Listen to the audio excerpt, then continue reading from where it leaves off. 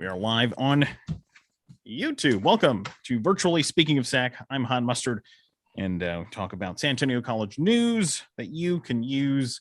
And if you have any questions, you can leave them in the comments, and we will address them to Dr. Vella. Good morning, Dr. Vella. How's it going? Good morning, Hot Mustard. I think this is our weather here, right? It's just right up our alley. So, about 45 degrees cooler. Well, yeah, great. But it's a bit humid, but I love the overcast. I love the light rain. Just wish there was thunder and lightning, maybe a little bit. Yeah. Not enough to hurt anything, but just to keep it interesting. Yes. And nice and crisp. There you go. Right. Yeah. So President of San Antonio College, Dr. Robert Vella here. I'm Hot Mustard. And, it's been an interesting week. We've been off for a couple of weeks, and now we're back. Yes. And we've been in the news recently. And I know the last show that we were on, we were talking about the Ranger and how they were winning awards and whatnot. And it's a great publication. And the importance of student media has been in the spotlight recently. The Ranger published an article, the Ranger ceasing operations, if you will. So I think we should jump into that and talk about it a bit. I think we should. And media, student media, and ceasing operations. Yes, the Ranger is ceasing operations, but it's publication. The department is not. Correct. It's the publication itself. The Ranger, the name, is ceasing operations. Well, and yes, and I think that era of that printed type of news outlet, media outlet is probably ceasing. I say probably because I think it's important that I do my due diligence with kind of what we need to do moving forward, right? And that requires some content experts to come together at SAC to help advise us on what that will look like. First of all, let me congratulate and honor the 94-year history of the newspaper. It's done amazing things, but just like everything over time, it's I think it's important now that we begin to think about how we refresh, rebrand, make sure that it's relevant, with what the times are and what students are wanting. Unfortunately, we've seen some decline in enrollment in the journalism department. I know we've had trouble securing journalists for the paper, and it's time to make sure that we somehow find a way to incentivize this learning lab. Really, it's what it is a learning lab for students. I don't want to see that go away. My commitment has always been that is a pillar of our college, but what is it going to look like moving forward? I think there are a lot of experts out there that can help us and guide us in that process. And I want to give it its due diligence. I want to give that its time. I want to give it some thought. I had no idea that all three faculty members were resigning in one semester, right before this semester's over. It's very, very difficult to get out in front of this when you hear that. And at that point, I've got to be able to assemble a team and start thinking about what is going to happen moving forward. And obviously, we've got a lot of talent here. We've got a tremendous radio, television, and film department that I think could offer some guidance and support. But at the end of the day, we've got to grow that program, right? We got to figure out what's the next step and why students aren't enrolling in journalism. Is it because they want a different outlet? Is it because they're looking for different skills within that program that they need out in industry? Those are the kinds of things that I think I'm going to need some advice around the content experts in that field so that we can, I think, secure the next steps for SAC and what that means for media outlets for SAC for the next 100 years, right? Definitely. So we're having the program coordinator of the journalism program retiring. Correct. And then two full-time professors retiring. That's a huge blow to any department on campus, even departments with high enrollment. That I'm pretty sure that would be a huge blow. And the Ranger has done great things. Yes. And I was going to A&M San Antonio, and what I would do, I would take stacks of the Ranger, and I would take them down there. And I was in a reporting class at A&M San Antonio, and I put it right outside their journalism room. And I was so surprised when we started class, the professor brought in that stack, and she started handing them out. And she's like, "Let's look at good journalism." Okay, so trust me, this department has been popping out great journalists for decades. And yes. Hats off to Marianne Odom, incredible department. And we want to make sure, I think, that we continue doing that. And I think that the article, when it was published, it was, I like the conversation it has started amongst media, not just journalists, not just, alumni of the Ranger, but entire media people, from, video to radio. Everyone's like, oh, wait a minute. Because for years we've been saying, the industry has been saying, we need not just journalists, we need mobile journalists. We need people who can do video, people who can do audio, and people that can write. Right. And, I think this is great potential. This is a great situation to be in moving forward, because we get input from the industry. Yeah. And I think, Hot Mustard, I think the article that was published in the Ranger about it was fine. I think it was, for the most part, accurate. Right. But I think sometimes folks read the headline without context, and then they think, well, this is over, the end of an era. There will never be any type of outlet or any opportunity for our students to pursue a journalism type of field or degree. That is so far from the truth. My commitment has always been that we're going to continue this in some form or fashion that's relevant, that provides the level of skills and knowledge and experience where students can be marketable out in the field. We want to get students ready for the field.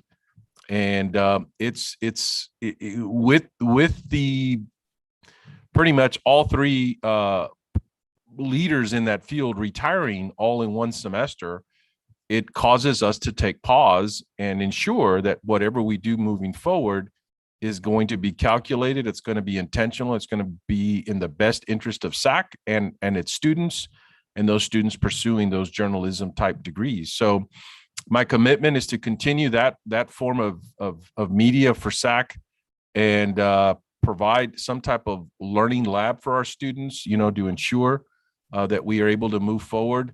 That's been my commitment day one. That program, along with what we produce as a college moving forward in some form or fashion of the paper, will continue to be a major component of what we do here at SAC. So I don't want our students, regardless of what they read or what they hear sometimes, and they panic. I don't want our students to panic. Our commitment is that at San Antonio College, we're going to provide a good, solid program to ensure that students pursuing journalism degrees or that journalism field can have their start here at SAC and go off and lead amazing careers in the field. Definitely. There you go. All right. So if you're just joining us, we're watching virtually Speaking of SAC. I'm Hot Mustard, joined here with Dr. Robert Vela, the president of San Antonio College. And there's been a lot of other fun stuff going on campus as well. Yes. So this month, Mi Gente Heritage Month ends this week. We've had a fun month. And coming up this month as well is the LGBTQIA2S plus month. And so it's just festivities after festivities, right? So yes. I kicked off the Hispanic or Mi Gente Heritage Month, and it was a beautiful showing of students, faculty, and staff. And now, I think this is a great semester to be on campus, right? Because I think there's so much programming, so many amazing leaders in the field from Hispanic Heritage Month, what we call Mi Gente Heritage Month, to the LGBTQIA2S plus community and everything that we do. given that we're among the best community college in the country, according to the Campus Pride Index, with a rating of a 4.5 out of 5 stars. That's a testament to how much I think that we do in our community to ensure that our students feel like this is their home and they're always welcome, and they can connect with a group of students that they feel comfortable with similar values and similar mindsets. And I think what an opportunity that we give for our students here at SAC. We had yesterday was coming out day, and I had some of the interns go out and get audio and interview some folks and to hear the stories of other people coming out and the courage that they take in choosing when to come out and how to come out. Wow, just amazing. Yeah. And we'll have that news story later this week on KSYM, hopefully. I know. And I shared, well, a student shared with me, and I won't mention the school they came from and transferred to SAC, but they said, we always felt, or I always felt as a student transitioning, very, very scared and really not supported. But she said, when I came to SAC, it felt like we were greeted with open arms. There was some intention behind the fact that someone cared about me and what I was going through and was willing to give me the resources that I needed to be able to make those decisions for myself. So I'm always very proud of the professionals that we have here that really understand what students are going through. And it's tough, 18, 19, 20-year-old trying to figure out, their purpose, their, kind of what they want to do and who they want to be. And that's a tough age, right? And we all remember that. And so we approach it with empathy. We approach it with sympathy, I think with the intention of helping students make decisions they feel good about. And I think this is what SAC is about, is to find yourself and move forward. And we're there to support you every step of the way. Definitely. It's not, my experience at SAC, it's never been tolerance. It's been empowerment. Yes. Yes. Good for you for being you. Yes. Yes. And celebrating you. Yes. Yeah. So head on over alamo.edu/SAC and click on the events page, the events calendar. We have so many events going on for the month. Also, it's Domestic Violence Awareness Month, and the Empowerment Center had a wreath laying ceremony to remember victims of violence last week. And on Thursday, they're going to host the Clothesline Walk. I really hope our college community can come out and support our Empowerment Center with this walk. Obviously, we've lost some amazing students, amazing talents within SAC.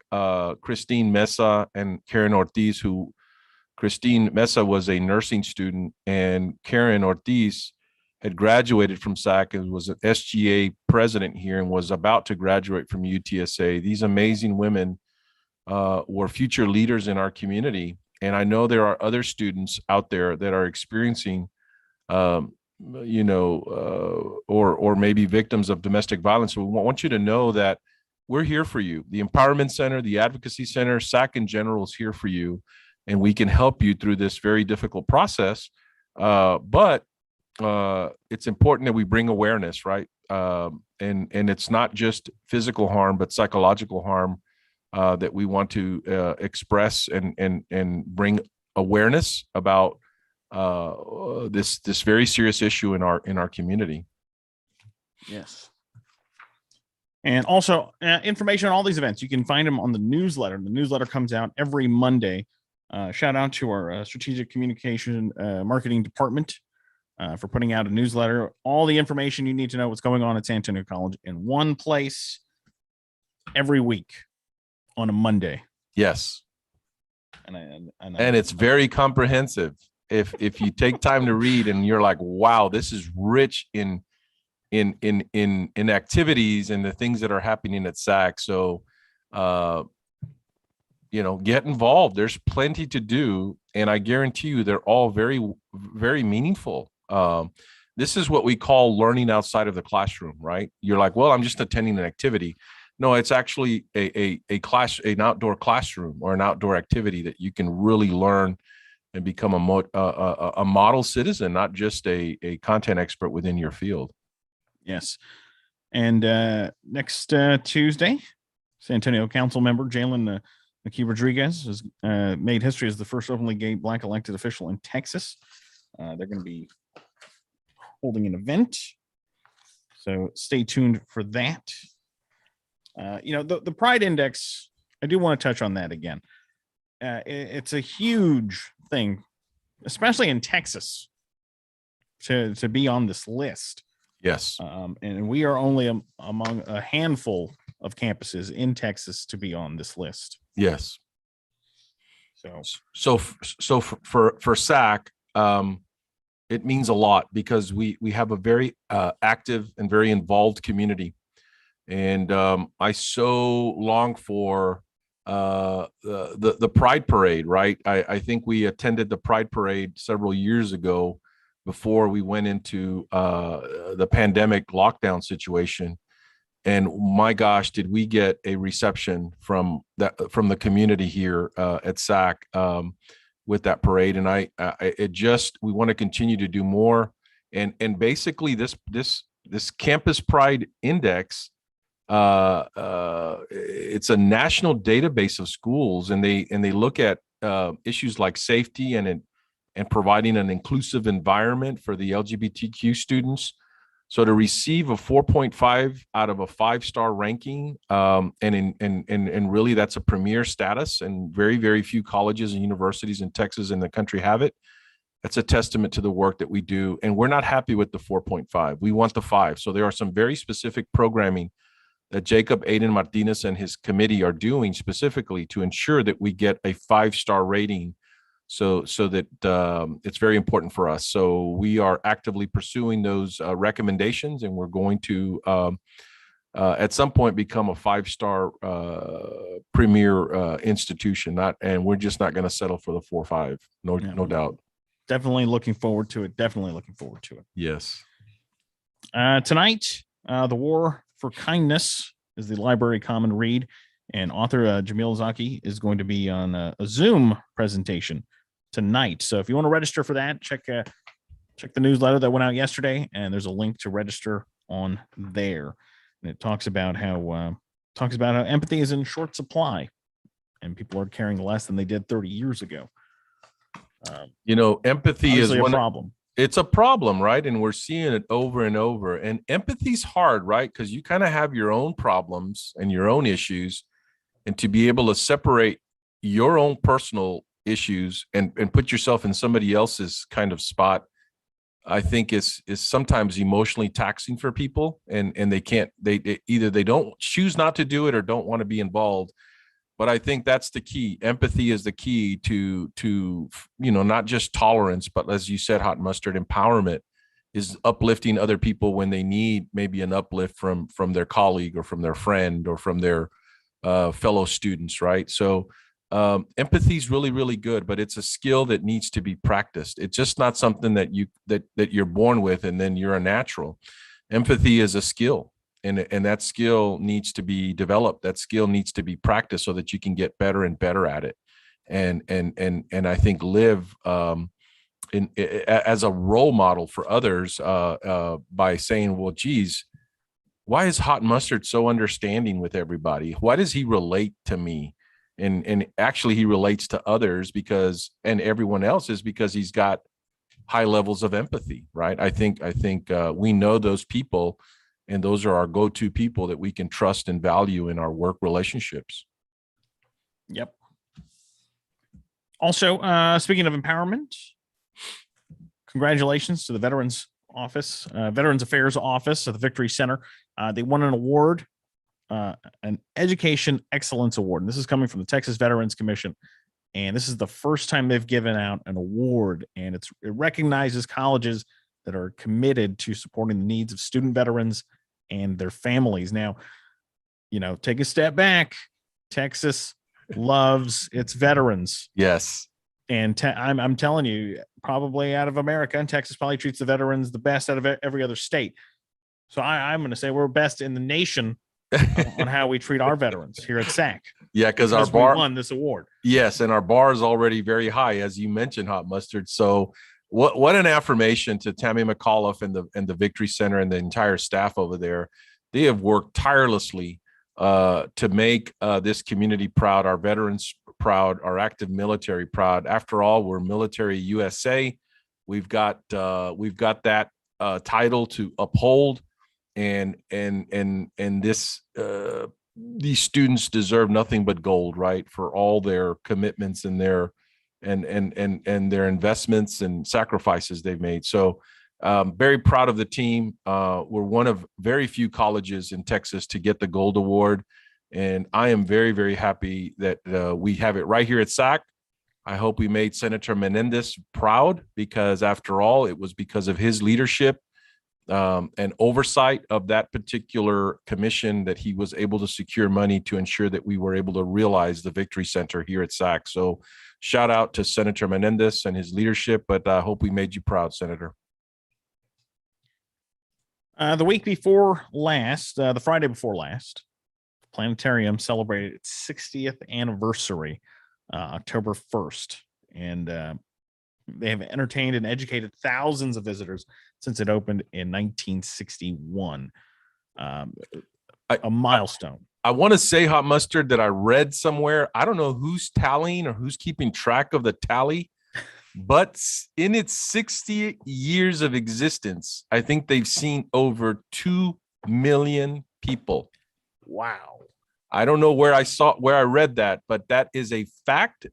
And some poor old person that's been recording every single student walking through that door is amazing to record 2 million plus people coming to the planetarium. So it's a point of pride. Obviously, now that planetarium has grown into a full-blown, in addition with the Challenger Centers, it's turned into a living learning lab for our community, for both young people and adults. So congratulations to the Scobie Education Center and Rick Varner out there and his team. Yes. I know Rick's watching right now, probably. I know sure he is. I know he is. So let's get the name of that person that's been calculating all those visits, because that's pretty impressive. Who needs a computer when you have somebody that consistent recording every single person that comes through the door? and we do have plans to open it very soon to the public. So stay tuned for that, and we definitely will let you know. And you know, it's one of those things. You think you always have time. Oh yeah, I can go see a planetarium show. That's what I thought before the pandemic. I have never been to the planetarium to see a show. I've been in there. I've never seen a show there. Yeah. So you know, once it opens, you're going to be there. It'll be one of the first ones. You know, I've been to a couple, and I know I haven't been to some of the ones that really will rock your world or knock your socks off, one or the other. But it's pretty spectacular with the latest, because again, we've got the latest technology in that planetarium. So in essence, it feels like 3D to me, you know. So it's I don't know. I was blown away. It is not too late if you're an employee of San Antonio College to make a contribution to the SAC Cares campaign. If you go into your ACES and look for the link in the employee tab, and any amount you can give would be great. Makes a difference to many people living in our community. Also, the Giving Back campaign is going on as well for the Alamo colleges, and And don't forget, this Thursday we've got another pop-up market. Student Advocacy Center is hosting a pop-up market from 3 to 4 on the corner of Howard Street and Cortland Place. So obviously that's a very, very important piece of activity and that we do here at SAC. And I want we always need volunteers, right? And we want to get the word out because this is family helping family. This is exactly what this is. So students, come on out and get some of the great food that we've got to give you, and faculty and staff and volunteers come out and help, because I think we're going to need a lot of help. All about family. It's all about family helping family. That's what this is, right? And at the end of the day, we know that these types of events And this type of support and care will get students through the finish line. At the end of the day, we want our students graduating so they can go on and do and realize their dreams, right, and their full potential. Oh, yeah. Speaking of graduating and getting to the finish line, today is the day. It is the deadline for Fall Flex 2. If you've been thinking about it and thinking about, I could pick up another class. I could pick up another class. Do it. Pick up another class. I've seen what's coming out on Netflix. There's nothing until January or December. Get over it.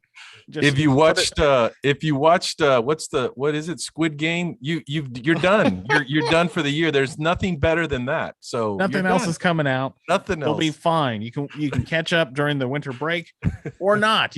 Wintermester is also going to be available. That's right. Coming soon. Right. That's so, right. Register today. Even go to the head of your major, your department, and be like, what else can I do to get ahead?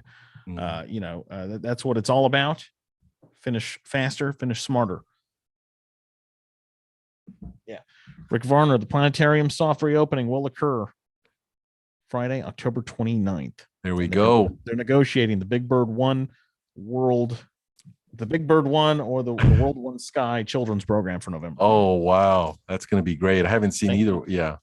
Thank you for the update. Yeah, Rick, thank you. And obviously him and his staff have been ready to go. We've been kind of, holding them back a little bit because of COVID, but things are really starting to open it up now. And I think we're going to get right back on track very, very soon.